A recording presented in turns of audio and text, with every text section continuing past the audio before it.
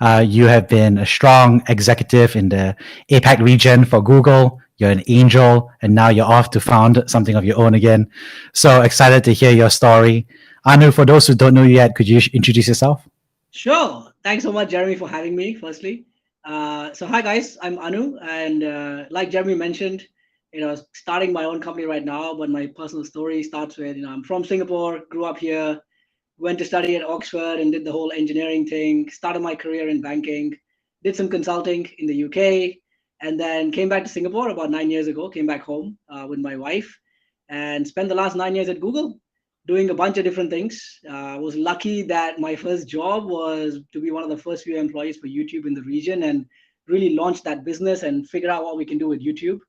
Back when YouTube was just known for cat videos, and there was no such thing as creator economy and all these things. So yeah, it was a good fun ride, starting with YouTube, and then spent a bunch of time in the web space, which we can talk about. Like launched some new technologies like progressive web apps and AMP HTML, where I had this big passion about the web and how the web actually is a really good distribution medium for content. Got involved in the launch of Google Assistant in the voice space. Got into Firebase, which is analytics, and eventually was doing a lot of work for search till I guess sometime last year, where I felt the time was right to jump out and do other things. Got into angel investing along the way, which is super exciting. Really enjoyed doing that actually for the last few years. But yeah, that's a little bit about me, and excited to be here and share more about my story. Awesome, amazing. And I got to ask you. So you went to a great school. You went to Oxford, and then the first thing you did was decided to become a consultant, right, as your first job. So explain how that happened in that early days. Sure. Look, man, I'm a Singapore kid. I was the good student, O level, A level, study hard, get into good university, and study hard, do get good marks.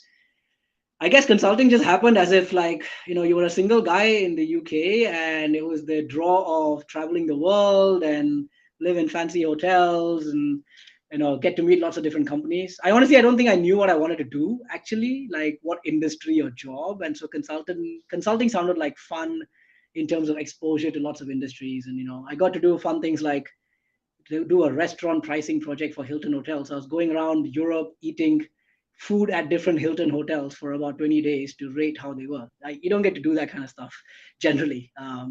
So yeah, honestly, that's kind of how that happened. And then yeah, the rest of the career just evolved from there, I guess, with personal things happening in life and other things. Amazing. And from there, you made the jump into technology, right? Which is you decided to be that crazy person to go to technology and launch that for APAC. So talk us through how you made the decision. Sure, sure. Honestly, it's very personal linked. So I met my wife and we got married, and my wife was like, so you travel Monday to Thursday, and when you're here you work 20 hours a day in this whole consulting thing that you do, like when do I actually see you? Which was not a good sign. And about a year into that, I was like, you know what, married life and consulting is not a great combination. At least personally for me it wasn't. And so that's why I left consulting.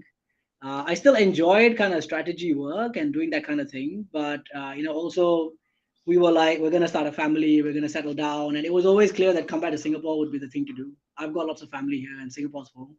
So when I came back and I was looking for different jobs, I actually never thought of Google as a thing to get into. I was enjoying the kind of strategy work I did. I did some TMT projects when I was in consulting, and so that got me interested in tech purely because like in tech it was like not clear what the future looks like. In a lot of other brick and mortar industries the future is pretty clear, and it's more like how do I optimize either cost or revenue or market or M&A or whatever. In tech you have really no idea what's going to happen. This is like before mobile phones became a thing, right? Like it was all desktop, it was all web, there was no apps, all of that. But all these things started to emerge back then, and so it just sounded fun. It just sounded fun to get into an industry that you don't really know what the future is. And I say it's sheer dumb luck that I got into a job to go and be like the YouTube guy to kind of get it into different places, because I didn't know anything about online media. I was a smart kid with consulting background and wanted to learn new things, but I got that opportunity and that really opened the door for me to just get into so much more about how the online space works, the media space works, and monetization and content. And this is like 2012 when TikTok didn't exist, Instagram didn't exist, Facebook didn't really have much. Twitter was like the only other thing that was there, social, and like YouTube was the only video platform. Things have changed a lot since then, and there are lots of people doing video in different ways. But it was quite exciting to be on that early days of those journey where many people didn't even believe that online and creators can be a thing or a viable business.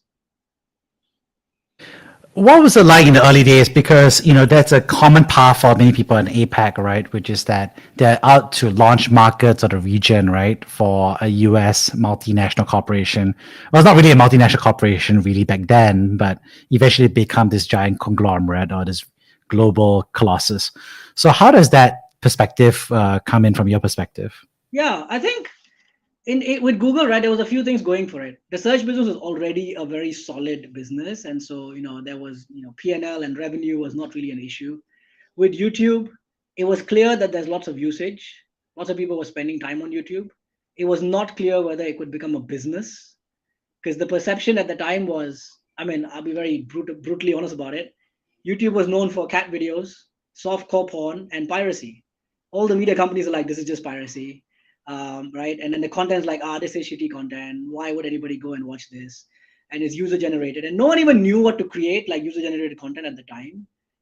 But amazing things happen. People like Justin Bieber start singing in his bathroom, and his mom records it, and then it gets 10 million views, and everyone knows the story from there as to how he became a huge star. So this started happening in the US about 3-4 years before we were like getting into APAC, and so we had some idea of what the future might look like. And so we had some kind of guidelines of, okay, we got to find creators, interesting, fresh content, appealing to Gen Z or Gen C, like the kind of different definitions for this there is. And I think we just tried. We made a lot of mistakes along the way, but some of these things worked. For example, we launched this thing called YouTube Fan Fest, which I'm not sure if you know about, but a colleague of mine, Ben Grubbs, and myself, like, had this idea of what if we did a concert and we put YouTube people on stage? It's like, okay, I don't know, but we could try. And so we actually did the very first YouTube Fan Fest in Singapore, 2013, I think it was, at Marina Bay Sands. It's a very small event. We had 200 tickets given for free, like we sold them for free. It sold out in like 30 seconds, and thousands of people showed up, like all these crazy fans, to see people like PewDiePie and Bethany Mota and Superwoman. Like these were the first generation of YouTube stars. And we were getting calls in the office saying, you need to tell us if there's thousands of people coming and it's a big security race, blah, blah, blah. And we had no idea. Like we had no idea these people had this kind of fandom in Asia and Singapore and all of that. So it was just really exciting, man. Honestly, like a lot of us actually didn't even know, like we didn't know what we were onto, and it changed a lot of popular belief and our own beliefs and perceptions as to the power of fans and YouTube and creators. So I think you just go with the ride and you learn. You kind of like accept that you don't know the answers, and you kind of accept that all of your experience may not be the thing that's going to decide what happens, and you just kind of like observe and see and learn from your market and learn from your users.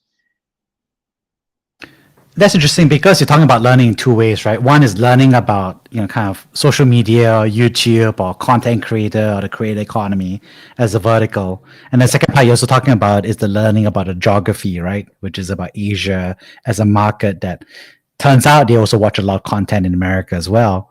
So let's focus on the first part is what did you learn about the creator economy from your perspective? Yeah. I think the first thing that we learned was the definition of high quality got challenged, because high quality was always in the media sense perceived as high production value, big team. This is like Game of Thrones, right? Or like Inception. That is high quality. But actually, when it comes to creator content, high quality is much more about engagement and authenticity and connecting with your audience in a very real kind of way. So people like Bethany, who would do a vlog and sit in her bedroom and talk about, I went to whatever, like I went to like Macy's and bought these like different lipsticks and everything, and talks about them and reviews them, actually is high quality content in that sense. And it really, really appeals to an audience, to a point where I remember we did this deal where Abercrombie and Fitch kind of had Bethany do a line of clothes, and that like sold out in like minutes, purely because of the fandom that she has. And no one really understood this. So that changed a lot of things. And it was like a long time after that only that advertisers understood, because we would go to advertisers and be like, this is high quality content, is getting usage, etc. And they're like, nah, like, I don't want to advertise against this. No, I'll stick to what I do on TV. I mean, that's changed a lot now, but in the early days, it was not happening at all. even within our own sales teams, we couldn't convince our sales guys to go and sell YouTube. They were like, "Ah, it's too hard. Nobody wants it. Like, I'll stick to selling search." Now, like 50% plus ends up being all video, media, online, YouTube kind of stuff. So yeah, I think those are the kind of things which and it constantly happens in tech. This is like not one time. Like short video now is a really big thing in a very different kind of way. You see so much more in terms of local content. It's not just about Western content that's popular in Asia. It's like local content from very, very different kind of unique places. Hyper localization is a big thing. Live is a big thing. So there's many of these things that happen, right? And I think that's what keeps it exciting for me. I think personally, like whatever I believe is true is not true in like 18 months. Fun, scary, but also fun. Yeah, that's the crazy part of it, especially. And before we go into the markers that you talked about, I think one interesting that you talked about is the definition of quality, right? Yeah. Which is that the definition of quality has changed from high production value to authenticity, and even now from authenticity to short form video. Could you talk a little bit more about what you learned along the way about what quality means? Is it something that has to be algorithmic, in order to make it relevant as well? How do you think about that aspect of quality for the right person? I think it's actually it's really not about the algorithm. I think it's about learning from your audience because your feedback loop is pretty much instant. Comments, likes, shares happens instantly. And so learning from your metrics and from your audience as to what people want to see and what people connect with is the biggest feedback you can get. You don't get that in movie industry or the TV industry, right? Like you make a movie, takes you 3 years to make it, then it takes you 2 years to distribute it, then you get some sales, and your definition of success is revenue, obviously over cost, etc. But when you think about video on, let's say, YouTube or TikTok, you can take 10 minutes to make it, you put it up, you get views, engagement immediately, and you get feedback from your audience immediately, good and bad. And so if you actually take that on board and like kind of address your audience and your consumer, quality just happens. Quality happens very organically. Not very different to like, if you're a startup trying to find product market fit, it's like talk to your customers, talk to your users, solve like important pain points and problems. Like it's a very similar thing because I think many of these people now is less like just a channel or some dude making videos. It's actually a business, right? They've actually got big businesses. If you're a channel with like 5-10 million subscribers, that's bigger than most TV networks. You have an audience, you have a programming schedule, you have revenue coming in, you have a team, you're selling product, you're selling services, you're doing merch. It's a proper business. And even today, a lot of people don't understand that. And a lot of these creators are actually now businesses as opposed to just people who make content, and just actors. Interesting. So there's an interesting piece where businesses didn't get it, and then creators kind of disrupted it, and now you're talking about creators becoming businesses. Could you share a little bit more about that perspective or evolution from your point of view? Sure, of course. Look, I think it's a natural evolution that kind of happens, and people start off making content and they like just make it for fun, or they make it because they want to express themselves. Suddenly, it starts getting views and traction. It's like, oh, like people like this, and you get this popularity hit, and then you start making more content because you're like, hey, I'm popular. People want to see this stuff. Eventually, you start making some money on it because you get to monetize and whatnot, and then you start going, wow, I'm making revenue, and then you start making serious revenue. And I've had these conversations before, like, people would come to me like, dude, I'm making enough money that I can quit my job and just do this full time. And then they take the plunge, right? And at this point now, it starts becoming like your job, starts to grow. 3, 4, 5 years later, you then start thinking like a business. And so what we're seeing is this evolution of creators then like not just one platform, but on being on multiple platforms, not just creating one type of content. You've got people doing YouTube and TikTok, shorts, reels, Instagram, all of the above, right? Getting into different audiences and segments. And then you start seeing merch or product selling, right? Many creators now have Shopify stores, which are very easy to set up, and they're selling product through those Shopify stores. Or people are doing brand deals, people are doing influencer marketing deals, people are doing affiliate marketing deals. There's multiple different ways in which monetization and business is getting unlocked. And if you just look at that on itself and just didn't know that this was a creator, you would think it's a business, like a normal business. Just so happens started with like one guy doing music or something, right? And now has kind of built out all of these different business lines. Creators are now becoming investors. Like as I've been doing angel deals and as I've been raising money from my own company, like I've got creators on my cap table as angel investors. That's a totally new thing. These guys have made money and they want to give back to the ecosystem for companies that are building for the creator economy, etc. You would never expect that. You never imagined that even like 2, 3 years ago. So I think that's where it gets quite exciting, and that then new business models emerge, right? So new ways in which content happens, new ways in which you kind of like develop monetization or audience relationship. Things like Patreon will come and multiple other things like Amazing. And from that perspective as well, you had the other orthogonal lens, which is looking at the Asia Pacific, right, as a market, which is also quite different from the US market. So you talk about some of those learnings, for example, that you didn't realize that the launch would have so much fan base already here in Southeast Asia. That there's also a different set of localization requirements. Can you talk more about that from a geographical perspective? Your learnings about this? Sure, sure. I think local language is the number one thing. People will resonate so much more with local language content. Great example of this is just Wiki. Not sure if you know this business, but literally what they started off doing, and they do many things now. What they started off doing is like taking existing content in one language and putting subtitles of another language, and that's it. Like bringing content from one place to another just by doing that.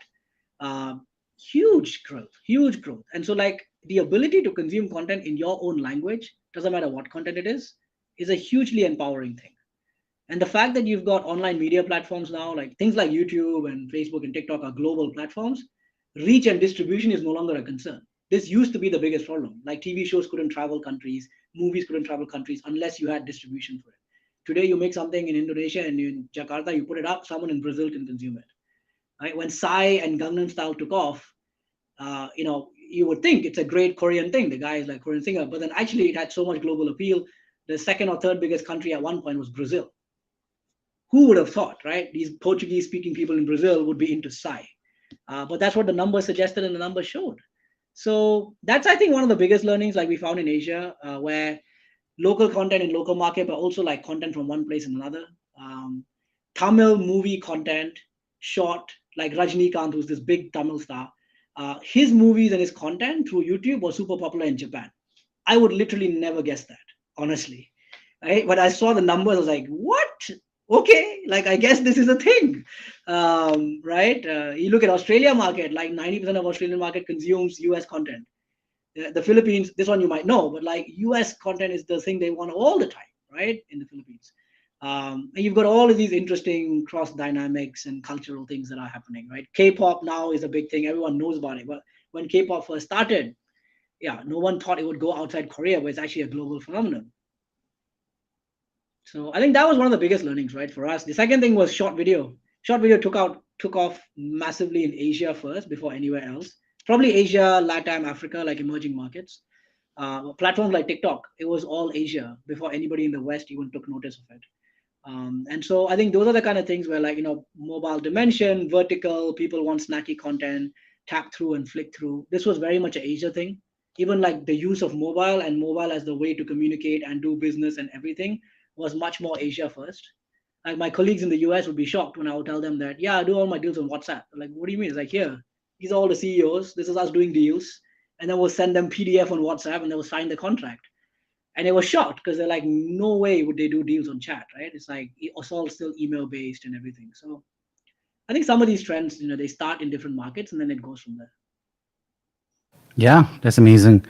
And I think one interesting aspect that you just mentioned was, the webbing, right? So you said Japan is consuming some Indian content, the Philippines consuming American content alongside Australia. So there's different webbing or linkages, and some of it is being done by subtitles, right? Or translations. Can you talk about how else the linkages happen as well? Oh, today there's so much more, right? There's AI, ML that can automatically dub and translate content, right? There's lots of things happening today, which makes it much more rich. Subtitling is the easiest or the starting point. Dubbing is the next one. Cutting content in different ways. I'll give you an example of something that happened in India. Shah Rukh Khan, who's the biggest movie star there, he did this campaign with Cadbury, and there's a startup called Rephrase AI, which kind of helped with this. They shot an ad of Shah Rukh Khan talking about local stores and like how you should buy sweets from your local store for Diwali, which was a big festival that happened. And he shot it once, but then the voice and even his mouth modulation was customized so that every user who got it as if it was his local store in his corner.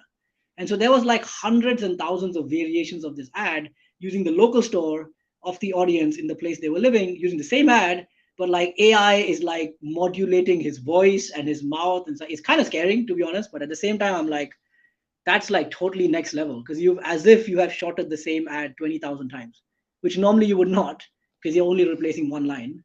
But the AI can now do it. So yeah, I mean, honestly, the sky's the limit with this kind of stuff. It's also where things like deep fake and all this stuff comes, which I think is a bit scary. And you can take someone's voice and their video and make them say different things. And when you put it out for a layman, it's like, yeah, he said it because it's on video, and you trust that it's on video, but actually he may not have said it. So I mean, like a lot of technology, force for good, but also like a recipe for disaster potentially is always there. And lots of things have to fall into place for this to make sure that it goes in the right direction. Hmm. And what's interesting is that, you're talking about that technology and it's localizing, and that makes a lot of sense, right? Because even, for example, in India, there are so many dialects and, regional differences and accents that are there. Um, and, that's also, another multifactorial dimensions, I think, for Southeast Asia as well. When you think about all of that, how do you see that? How do you see Southeast Asia as a creator economy evolving for yourself? Yeah. No, I think that's a good question. I think it's very exciting. Personally, I'm a big believer in the Southeast Asia content space, the creator space, the tech space. Um, a lot of the challenges we would face in Southeast Asia are similar to like different states in India in a way, because like every state's got different culture, different language, different everything. But it's even more pronounced because you've got oceans separating us. You've got geopolitical things. You've got Singapore, Indonesia, Malaysia, Philippines, Indonesia, Thailand, all very different, right? They're all very different in many different ways. So the challenge is scaling across the region is always hard. Doesn't matter what industry you're talking about. But also the opportunity comes from that. I think a lot of it is down to localization. A lot of it is down to meeting customer needs in a very, very nuanced kind of way. Not just even like, Bahasa for Indonesia, but like go by different dialects in different localities and different cities and different geo-based things. I think that is going to be one of the biggest things that needs to get solved. You're seeing a bunch of this happening in different industries. Fintechs doing things in this space where it's super localized as to how like payments work. You're seeing it in commerce, like local merchants and like kind of digitizing them and bringing them online. And there's a lot of startups in this space who are doing a lot of interesting work. It's very hard, but that's the kind of challenge at hand. I think when you do it, then you start getting traction in different markets, and certain things do travel, right? Some of the challenges that you have in, let's say, Malaysia can translate to Thailand, to like maybe Philippines a little bit. Okay, language differences. Japan, Korea, it is not Southeast Asia, but like Japan, Korea, very similar in many different kind of ways. Um, in fact, you see a bunch of India, Southeast Asia, but like India, Indonesia happening. So Indian companies trying to get into Indonesia, and like a lot of the Indonesian kind of wins and sort of successes then can apply to places like India. You see that happening as well, because of similar geopolitical situation and economical situation, populations, etc. So there's a lot of this happening, but I mean, if you ask me, like, there's not a lot of coordination, and there can be more coordination, and like as a region, kind of working together, which is always hard. But I think that's where the strength will come, right? The more we can work together, and everyone plays a role. I think the startup ecosystem, the investor VC ecosystem, the way exits are happening, the way people are moving around, the way people are working in different work jobs, and this is one of the advantages of places like the Silicon Valley, where it's a very close knit community. Everyone's helping each other, and it's like you win, I win, you fail, no problem, come do more, whatever, whatever. Versus, I think it's a little different, right? Still in Southeast Asia, I don't think we have that kind of culture yet, but it's getting there.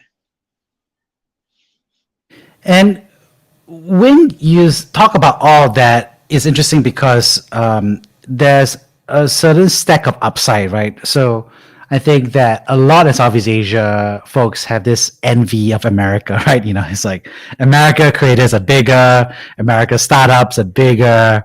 In fact, I was just talking to someone today who was just talking about it as well. It's like, oh, American VC is bigger. So there's always that contrast. And I think as someone who, you have, your feet on both sides, right? Both the American side and Southeast Asia side. How do you feel about this, I don't know, envy or comparison game that keeps going on, right? I have a very I have a fairly strong view actually, and I have a strong view that's very like rooted in maybe patriotism, if you want to call it that.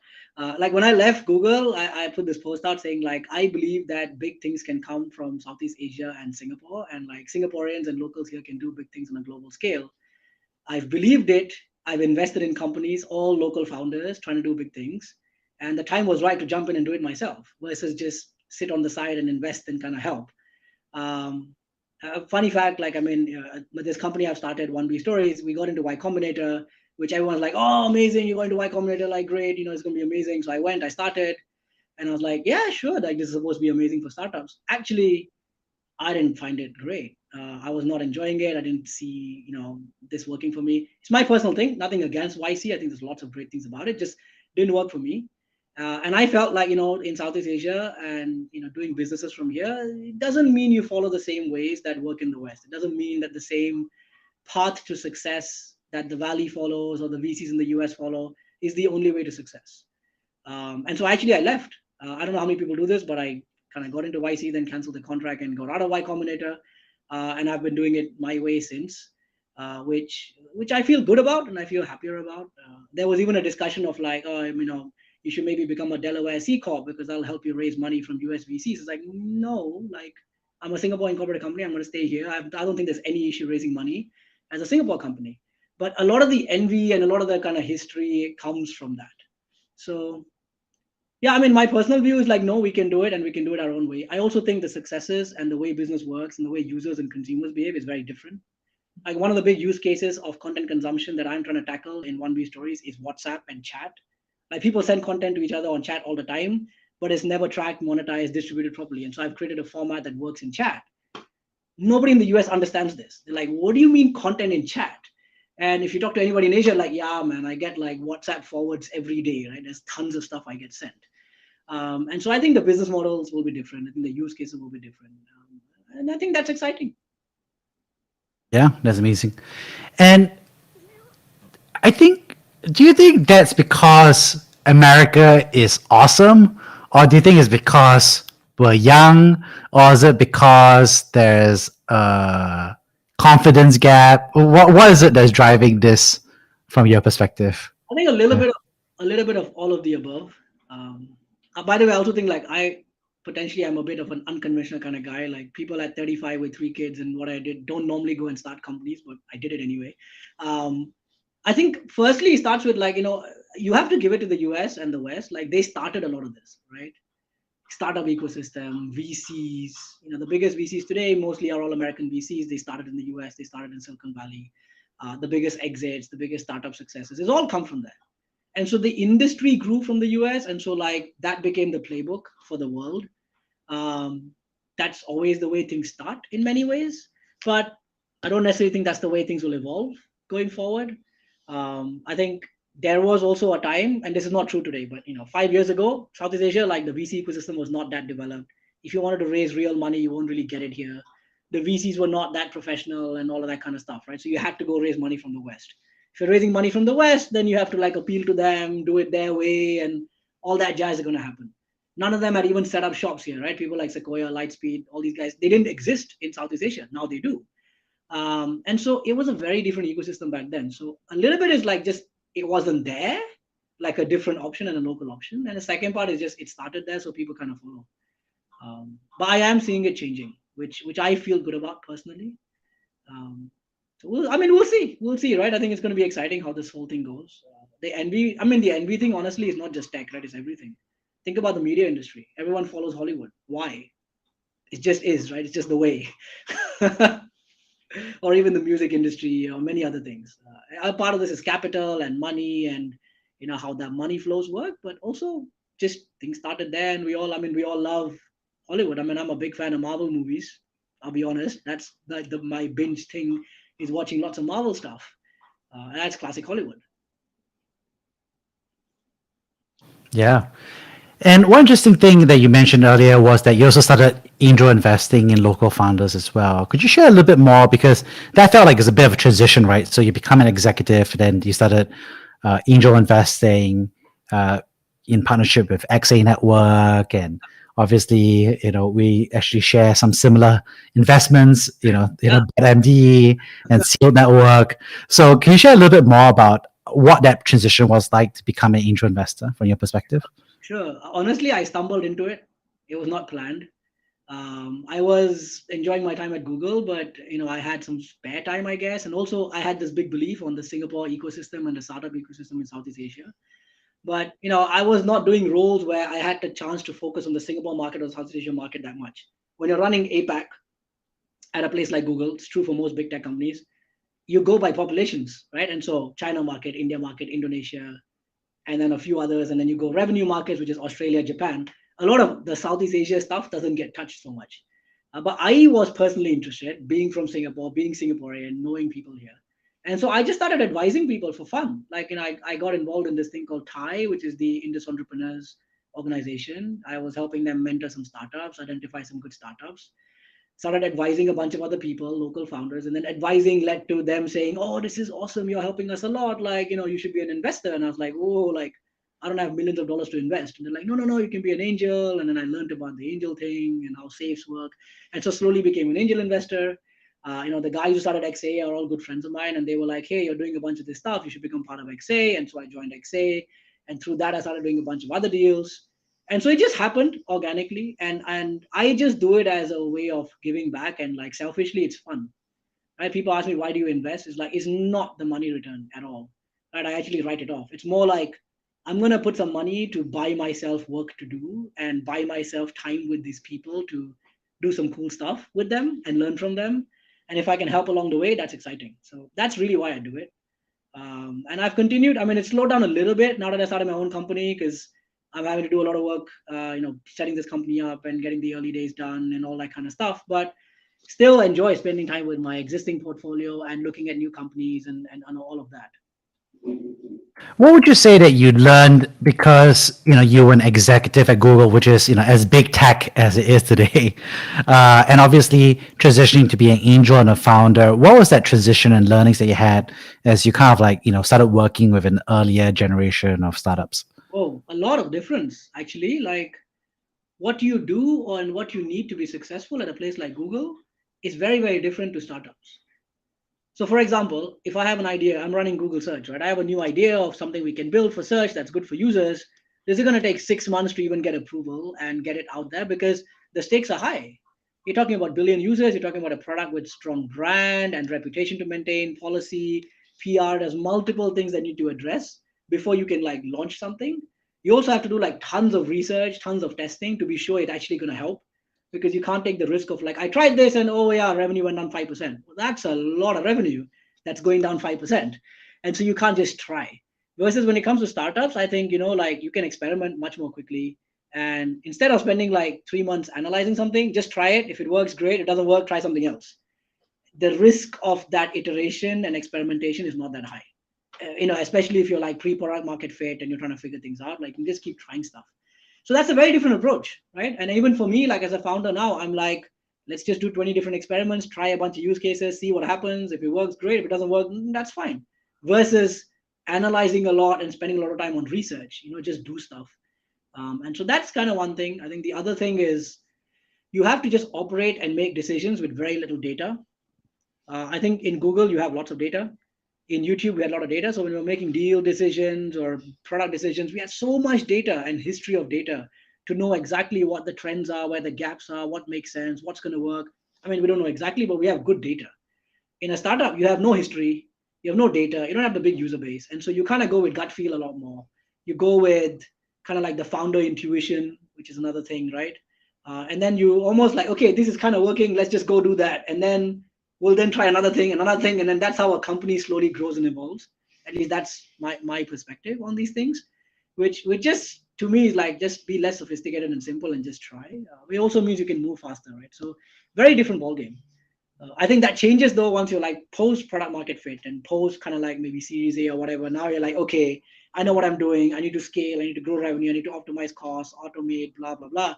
Then a lot more of the Google exec or whatever kind of learnings actually apply, because a lot of that is very good. Like in places like Google and Facebook and Amazon, very good operating processes, very good systems, very good ways of doing things. So you've learned over time of how to do things at big scale and not break things, and process works. Most startups, right, at the early days have no process really, and you kind of have to learn that as you go along. So yeah, I mean, it's a good and a bad thing, but it's like, and I think that's just the nature of early stage companies and bigger companies. Yeah.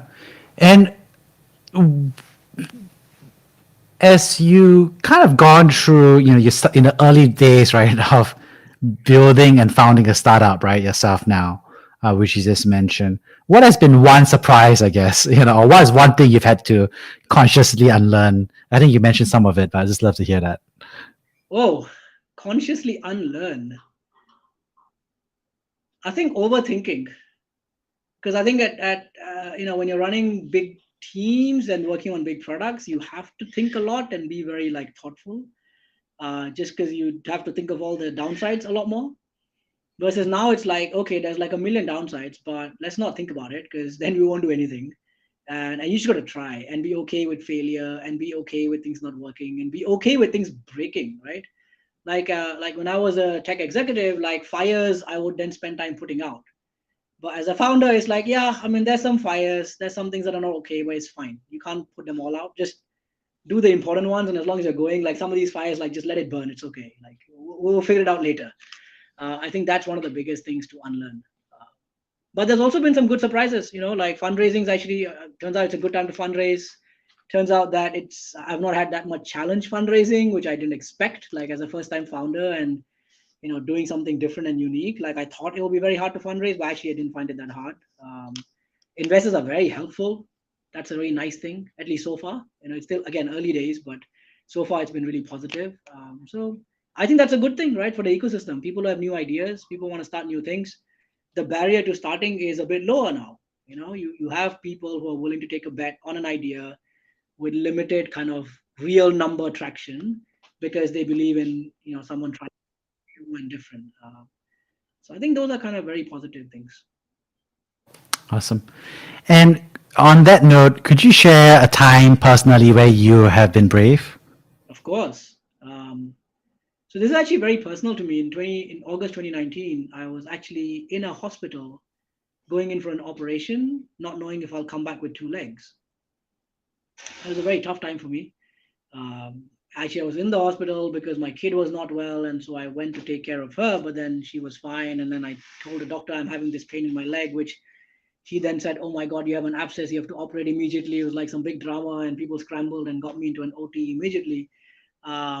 But anyway, like I had to go for this operation, and I'm like, yeah, they're like, we're gonna open you up, and we're gonna see how bad it is, and if it's really bad, we have to amputate.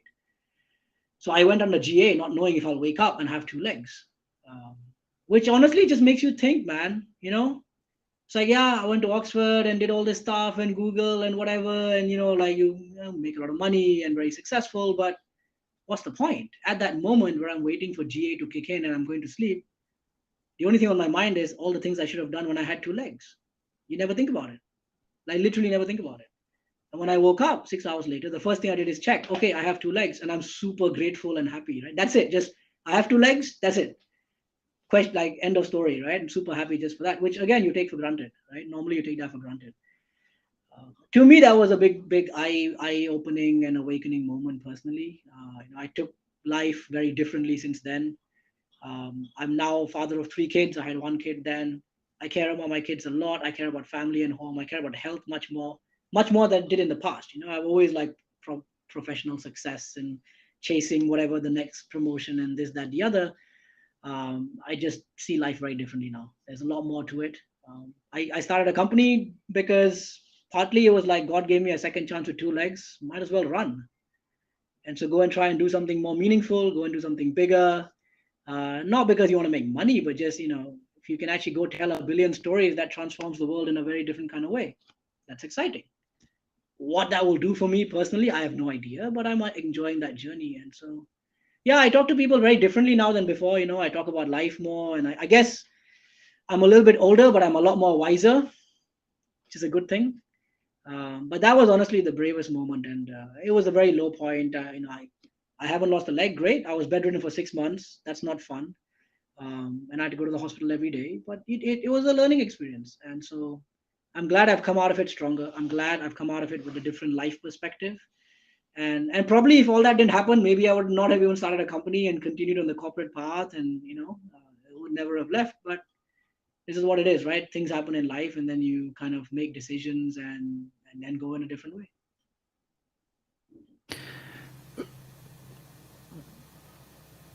Why is it that when you now have the opportunity to keep both legs and you get to run, that you choose to be a founder, right? Because you have chosen so many other ways to run, right? You could have been like, well, the way I'm going to run is by rising up at Google and continuing to, rise the ranks, right? Or you could be like, oh, okay, the way I'm going to run in life is to do a lot more angel investments, right? And, and what's interesting is that you have chosen to run by choosing to be a founder, right? So just share why is that? Yeah, sure. Well, two things. I'll tell you two things. One is the trigger, which is, I think, a bit different to most people. And the second is the why I'm doing what I'm doing. The trigger was actually like, things were going really well. And I was like, okay, on a good track, get promoted again, have a bigger team, all this like positive stuff in a corporate. And I was like, yeah, you're like the next big, whatever, whatever, whatever. But I was just not happy. I was like, this is great on paper, but I'm not enjoying this because the money and all the accolades and everything is great, but I actually want to be learning, be challenged, be kind of out of my comfort zone. I was actually in my comfort zone, and you don't get that unless you actually get yourself out of that comfort zone and kind of like get shit scared, honestly. So that was the trigger. Funny enough, that was the trigger, right? Things were going even better, and I was like, this is not that exciting. Which means if this is the thing you like, if this is the best case scenario in a corporate and you don't want it, which is promotion, more money, bigger team, and you're not excited, that's a sign. And then what do you do? Like take another job, do more angel, join a startup, whatever, right? I didn't have a plan. I actually quit. I was like, I'm going to spend the next 5 years optimizing for learning and going out of my comfort zone and doing meaningful things. Meaningful defined as having impact in the world. Because again, I was given this second chance. And it's like, what am I going to do? I was like, I'll do more angel, I'll do more advisory, I'll do more this and that. And then an idea came and it organically manifested into a company, and fundraising happened and team came. And so it all just happened. And why like this company and this kind of like starting a company is, I think it's the maximization of learning for me. I've never done this before. Start a company, fundraise, hire a team, build a business, build a product, try to disrupt content, whatever, whatever. So I'm shit scared every day, but that means I'm learning every day. And the second thing is the mission is to empower and enable everyone to tell their stories, which is something that I think is bigger than all of us. It's not about I will become a big $1 billion company, whatever. It's more, if I can do this, like lots of people get to tell their stories. They basically get to own their own tech. They basically get to own their own distribution. They own their own monetization, and they own their own analytics and everything. And if that works, it's like, wow, like you as a content person or someone who has a story to tell now owns holistically the whole end-to-end spectrum. That's really cool, right? It's like owning your house versus renting it. If I can enable that, I get excited about that. So that's the plan. And the plan is a 5-year journey. We'll see where it goes. And I was like, okay, if I get nothing done in 5 years and I've burnt all my money and savings, then I'll go back and do a job to earn money because I have to still take care of my family and home. But I would have learned a lot. And I won't have any regrets. The other thing is you don't want to regret. I'm sure you've read this, right? Jeff Bezos has this regret minimization framework. It's like I can become a big executive at Google or some other tech company and it's going fine. I'll make enough money and I'll retire. Will I regret not having started my own company and tried to build something totally different? Yeah, I would regret. Doesn't matter how successful I am in corporate. And by that time, it's too late, right? I think by the time I'm 50, 60, like even if I have a big idea, it's too late. So, I mean, yeah, KFC did it at 69, but that's an exception. So that's why I said, yeah, I didn't do it now. And if it fails, it's fine, but at least I would have tried. Amazing. I love that because I love what you said, which is, getting promoted didn't feel exciting. And that's a sign. And on the other side, really maximizing for learning from that perspective. That's a really set of good learnings. So on that note, I'd love to wrap things up by paraphrasing the 3 big themes that I got from this conversation. The first is thank you so much for showing about your experience launching YouTube and Google APAC. I love that set of experiences. I think from 2 angles. The first, of course, was talking about the creator economy, but some of the insights you had about how it was a shocker that Asian fans already existed for American content at the time, but also the definition and redefinition of what quality content is, and also the linkages of country to country within Asia of that content. And then furthermore, I think some additional learnings you shared, just a whole bunch of really useful anecdotes, right? About short form video coming out, chat messages and deals happening. Just so many great anecdotes around that creator economy, but also how that is cross-referenced against that of the geographic uniqueness as well. The second thing I really enjoyed was really, I think, the manifesto versus, Southeast Asia envy of America. I love that dynamic about talking about why that manifests, in terms of how America obviously has been and started as a more mature ecosystem, but also why Southeast Asia has that perspective, and some of the ways that you personally want to address that is really interesting, because I think I share some similar feelings as well about it as well. And lastly, I thought I really enjoyed. I think you kicked it off with almost losing a leg and not knowing whether you're going to wake up 2 legs or not.